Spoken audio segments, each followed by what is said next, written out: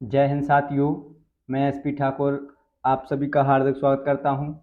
दोस्तों, आज के वीडियो में बात करेंगे शरीर के अंग, पार्ट ऑफ बॉडी।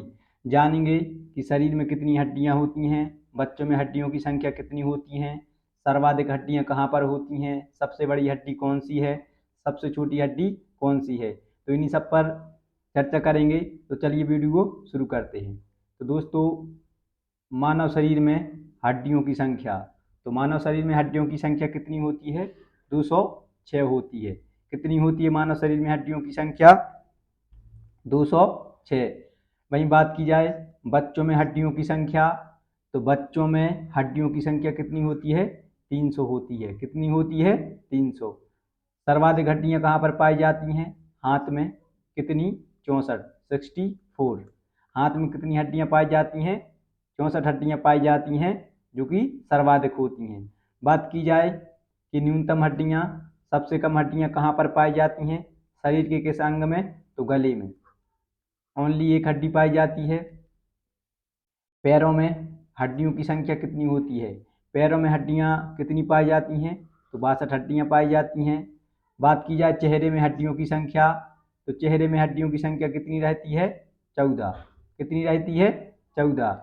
बात की जाए कि खोपड़ी में हड्डियों की संख्या, मानव की खोपड़ी में हड्डियों की संख्या कितनी रहती है? तो 29। कितनी रहती है दोस्तों? 29। मस्तिष्क में हड्डियों की संख्या, तो मस्तिष्क में हड्डियों की संख्या कितनी रहती है? 8। कितनी रहती है? 8। सबसे बड़ी हड्डी तो फीमर हड्डी होती है, जो कि जांग में पाई जाती है। जांग में जो फीमर हड्डी होती है, यह सबसे बड़ी हड्डी होती है। सबसे छोटी हड्डी कहाँ पर पाई जाती है मानव शरीर के किस अंग में? तो कान में पाई जाती है। और उस हड्डी का नाम क्या है? तो स्टेप्स। स्टेप्स नाम की हड्डी सबसे छोटी हड्डी होती है, जो कि कान में पाई जाती है। सबसे मजबूत हड्डी, तो सबसे मजबूत हड्डी चिन्ह होती है। कौन सी होती है? चिन्ह। बात करें कि मानव में पसलियों की संख्या, तो पसलियों की संख्या कितनी रहती है? 24 रहती है, जो कि एक जोड़े में 2 पसलियां होती हैं। तो 12 जोड़े पाए जाते हैं। आपसे पूछी जाए कि मानव शरीर में पसलियों की संख्या जोड़ों में, तो 12 जोड़े। और बात की जाए पसलियों की टोटल संख्या, तो 24 पसलियां पाई जाती हैं। बात करते हैं मांसपेशियों की संख्या, तो मांसपेशियां कितनी पाई जाती हैं? 639।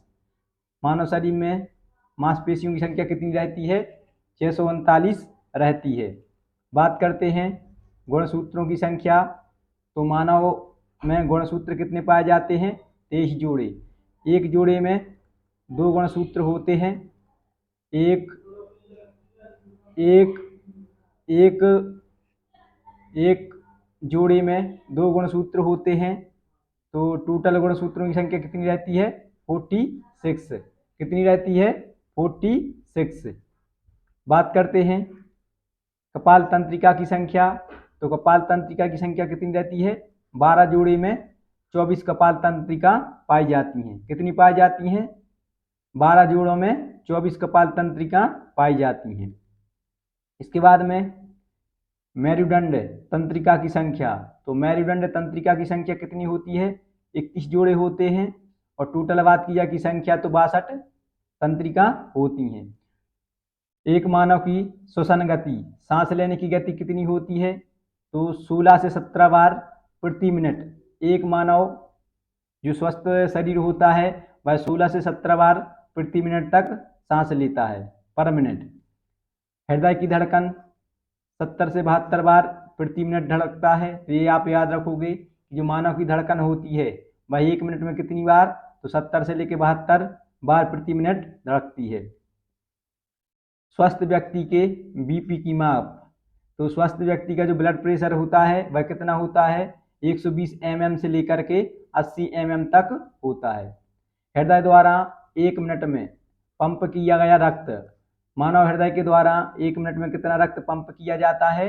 तो 5 से लेकर 6 लीटर तक पंप किया जाता है। हृदय की प्रकृति कैसी होती है? तो क्षारीय होती है। बात की जाए कि रक्त की प्रकृति कैसी होती है? तो क्षारीय होती है। वहीं बात की जाए कि रक्त का पीएच मान, तो 7.4 होता है। कितना होता है? 7.4। रक्त को जमने में लगा समय, रक्त को जमने में कितना समय लगता है?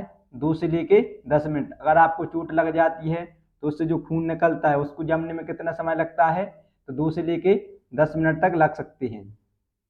विटामिन जिसकी कमी से रक्त का थक्का नहीं जमता, मतलब स्कंदन नहीं होता है। जैसे अगर आपको चोट लग जाती है तो अगर आपका रक्त स्त्राव बंद नहीं हो रहा है तो आपके अंदर किस विटामिन की कमी है? तो विटामिन के की कमी। अगर आपके अंदर विटामिन के की कमी रहेगी तो आपके चोट लगने पर आपका रक्त का थक्का नहीं जमेगा। बात की जाए कि हृदय की 2 धड़कनों के मध्य समय अंतराल, जो हृदय की धड़कन होती है उसके धड़कने के मध्य अंतराल कितना होता है? तो 0.8 सेकंड। कितना होता है दोस्तों? 0.8 सेकंड। शरीर में अम्लों की संख्या कितनी होती है? तो शरीर में एसिड की संख्या कितनी होती है? 22। 22 अम्ल पाए जाते हैं शरीर में। कितने अम्ल पाए जाते हैं? 22 अम्ल पाए जाते हैं। शरीर में तत्वों की संख्या, तो शरीर में तत्वों की संख्या कितनी होती है? 24। 24 तत्व पाए जाते हैं। रक्त में हीमोग्लोबिन की मात्रा तो अलग अलग होती है। मेल मतलब कि पुरुष में 13 से 16 ग्राम प्रति लीटर होती है। वहीं बात की जाए कि महिला में तो 12 से 15 ग्राम प्रति लीटर होती है। तो ये आप याद रखोगे कि मनुष्य में मतलब कि मानव में जो मेल और फीमेल होते हैं तो इनमें हीमोग्लोबिन की मात्रा अलग अलग होती है। मेल में 13 से 16 ग्राम प्रति लीटर और फीमेल में 12 से 15 ग्राम प्रति लीटर। रक्त के रंग जो लाल होता है होने का क्या कारण है? जो रक्त का रंग लाल होता है उसके पीछे क्या रीजन रहता है? तो हीमोग्लोबिन। हीमोग्लोबिन के कारण जो रक्त का रंग होता है वह कैसा होता है? लाल होता है। शरीर की सबसे बड़ी ग्रंथि तो यकृत होती है। क्या होती है? यकृत। शरीर की सबसे छोटी ग्रंथि तो पीयूष ग्रंथि, जिसके लिए क्या बोलते हैं?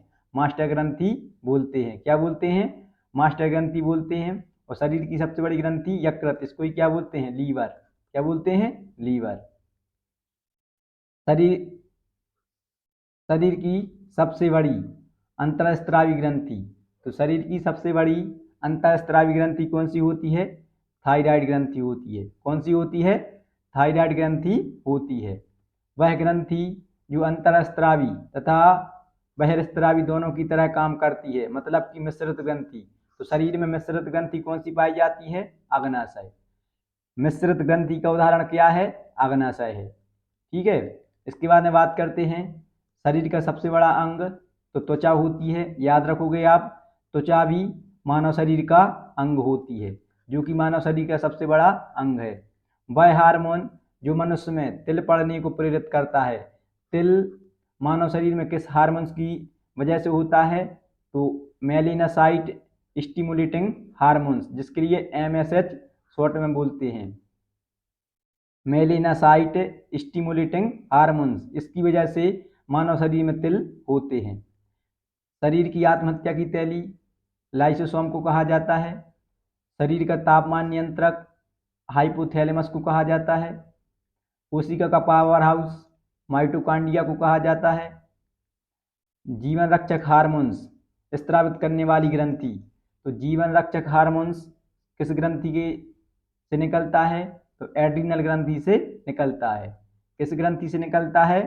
एड्रिनल ग्रंथि से निकलता है। जो एड्रिनल ग्रंथि से निकलने वाला हार्मोन्स है उसको क्या कहते हैं? लड़ू और उड़ो हार्मोन्स कहा जाता है। तो ये आप याद रखोगे कि लड़ू और उड़ो हार्मोन्स किस ग्रंथि से निकलता है? तो एड्रिनल ग्रंथि से निकलता है। ठीक है, जो कि जीवन रक्षक हार्मोन्स है। इसके बाद में आंसू स्रावित करने वाली ग्रंथि, जो आंख से आंसू निकलते हैं उसके लिए कौन सी ग्रंथि जिम्मेदार है? तो लैक्रीमल ग्रंथि। लैक्रीमल ग्रंथि जो आंखों से आंसू निकलते हैं उसके लिए जिम्मेदार रहती है। शरीर के रंग का निर्धारण करने वाला पिगमेंट, जिसको ही क्या बोलते हैं? वर्णक। तो शरीर का रंग किसके द्वारा निर्धारित होता है? तो मेलेनिन के द्वारा निर्धारित होता है। किसके द्वारा निर्धारित होता है? मेलेनिन के द्वारा निर्धारित होता है। दाढ़ी मूंछों का सहायक हार्मोन्स जो मेल में दाढ़ी मूंछ आती हैं वह किस हार्मोन्स की सहायता से आती हैं? तो टेस्टोस्टेरोन। टेस्टोस्टेरोन की वजह से ही दाढ़ी मूंछ उगते हैं। स्वस्थ मनुष्य का ताप, तो स्वस्थ मनुष्य का तापमान कितना होता है? 37 डिग्री सेल्सियस। कितना होता है? 37 डिग्री सेल्सियस। अगर बात की जाए फ़ारेनहाइट में तो 98.6 डिग्री फ़ारेनहाइट, ये आप याद रखोगे। शरीर में पाचन तथा अवशोषण का मुख्य अंग क्या है? तो शरीर में पाचन तथा अवशोषण किस अंग के द्वारा होता है? छोटी आंत के द्वारा होता है। बात की जाए कि छोटी आंत की लंबाई कितनी होती है? तो 22 फीट। 22 फीट छोटी आंत की लंबाई होती है। वह हार्मोन्स जो आंखों की पुतलियां को फैलाता है तथा रोंगटे खड़े करने को प्रेरित करता है। अगर आपको डर लगता है कभी कभार, तो जो आपके रोंगटे खड़े हो जाते हैं, उसके लिए कौन सा हार्मोन जिम्मेदार होता है? तो एड्रेनलिन। कौन सा हार्मोन जिम्मेदार होता है? एड्रेनलिन। हार्मोन्स की वजह से आंखों की जो पुतलियां होती हैं वह फैलती हैं, और जो आपके रोंगटे खड़े होते हैं वो इसी हार्मोन्स की वजह से होते हैं।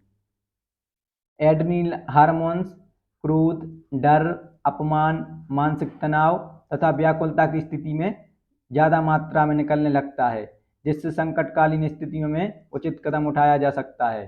तो ये आप याद रखोगे कि कौन सा हार्मोन्स है जो क्रोध, डर, अपमान, मानसिक तनाव तथा व्याकुलता की स्थिति में सबसे ज़्यादा स्त्रावित होने लगता है और संकटकालीन स्थितियों में उचित कदम उठाता है। तो एड्रेनलिन हार्मोन्स। कौन सा हार्मोन्स? Adrenaline hormones. शरीर का सबसे बड़ा अंग, तो शरीर का सबसे बड़ा अंग कौन सा होता है? प्लीहा, जिसको ही क्या बोलते हैं? तिल्ली बोलते हैं। तो दोस्तों, ये थे शरीर के प्रमुख अंग। यहाँ से इक्का दुक्का क्वेश्चन किसी न किसी एग्जाम में आते रहते हैं, तो बहुत ही महत्वपूर्ण सेक्शन है। आई होप आप सभी के लिए जानकारी अच्छी लगी होगी। अगर आप सभी के लिए जानकारी अच्छी लगी हो तो वीडियो को लाइक और चैनल को सब्सक्राइब कीजिएगा। ज़्यादा से ज़्यादा अपने दोस्तों में शेयर कीजिएगा। मिलते हैं नेक्स्ट वीडियो में, तब तक आप सभी के लिए जय हिंद।